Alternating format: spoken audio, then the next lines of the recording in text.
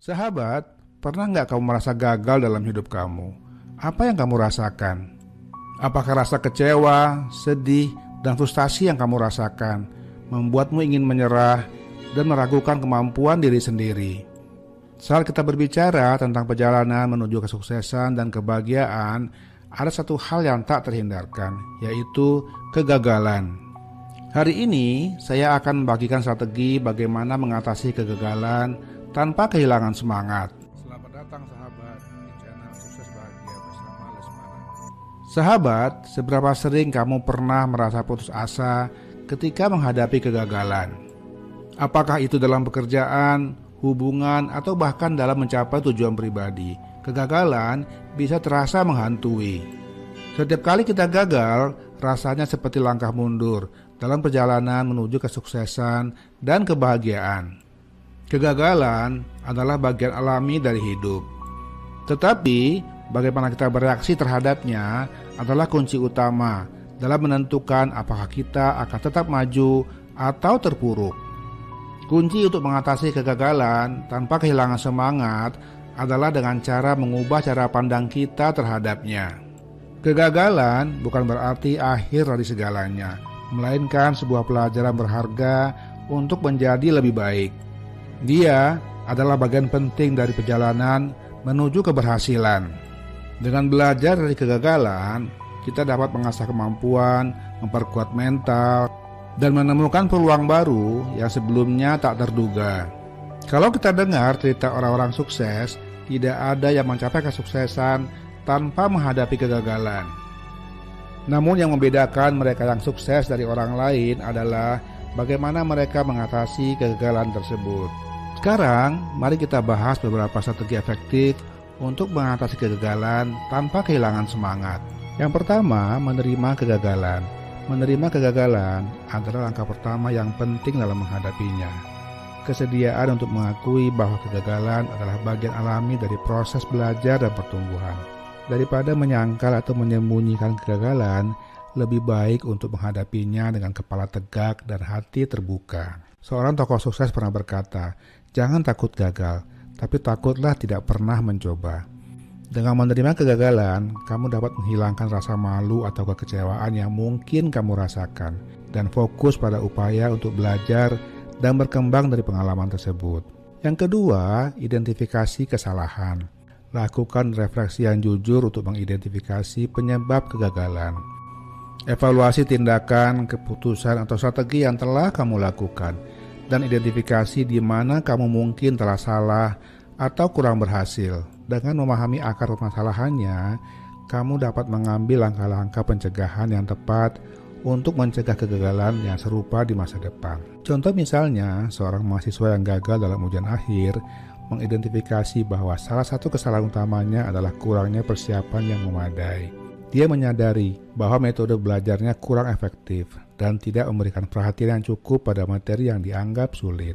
Dengan menyadari kesalahannya, dia menyusun rencana studi yang lebih terstruktur dan efisien untuk ujian berikutnya.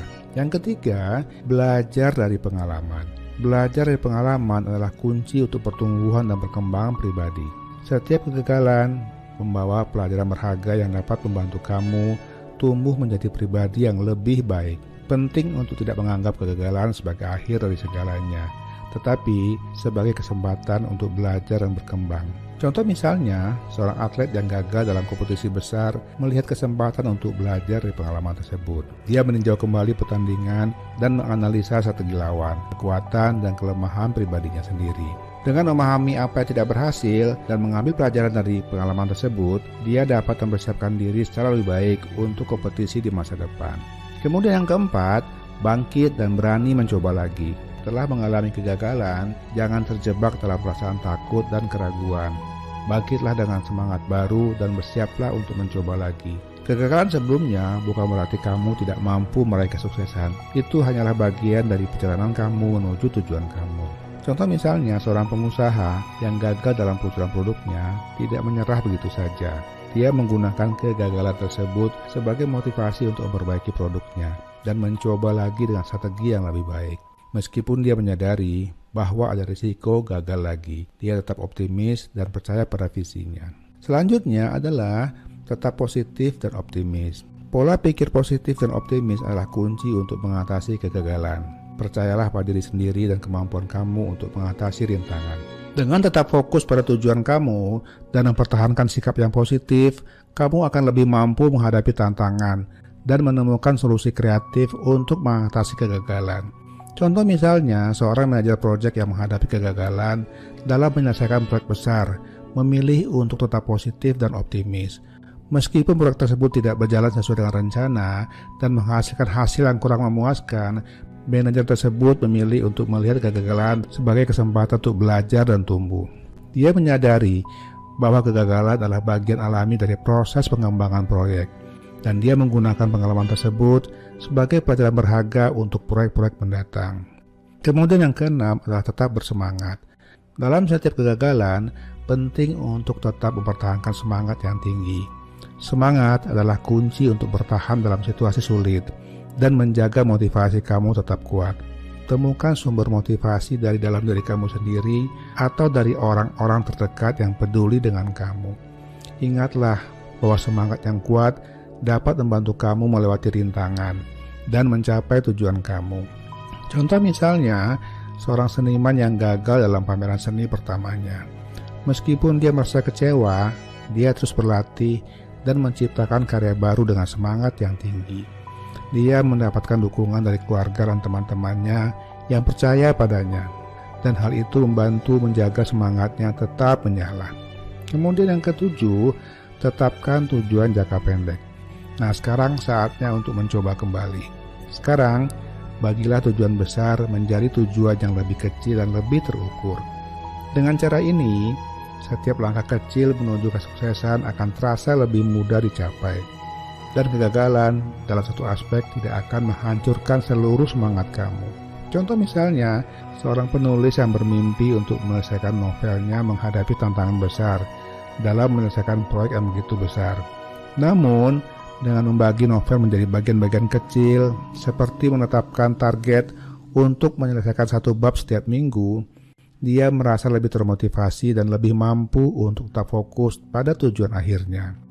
Setiap kali dia mencapai tujuan jangka pendeknya, dia merasa lebih percaya diri dan semangatnya terus bertambah. Nah sahabat, dengan mempraktekkan langkah-langkah tadi, kamu dapat mengatasi kegagalan tanpa kehilangan semangat dan terus maju menuju kesuksesan dan kebahagiaan dalam hidup kamu. Ingatlah bahwa kegagalan adalah bagian alami dari perjalanan menuju tujuan kamu. Dan dengan sikap yang positif dan tekad yang kuat, kamu dapat melewati rintangan dan mencapai potensi penuh kamu. Kegagalan adalah batu loncatan menuju kesuksesan. Jadi, mari kita mulai melihat kegagalan sebagai batu loncatan menuju kesuksesan, bukan sebagai akhir dari segalanya.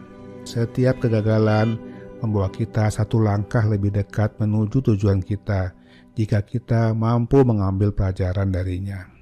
Jangan biarkan kegagalan meruntuhkan semangatmu. Jadilah seperti pohon yang tegar, yang terus tumbuh meskipun terhantam badai. Kita semua memiliki kekuatan untuk mengatasi kegagalan tanpa kehilangan semangat. Mulailah hari ini. Terima kasih sahabat telah menonton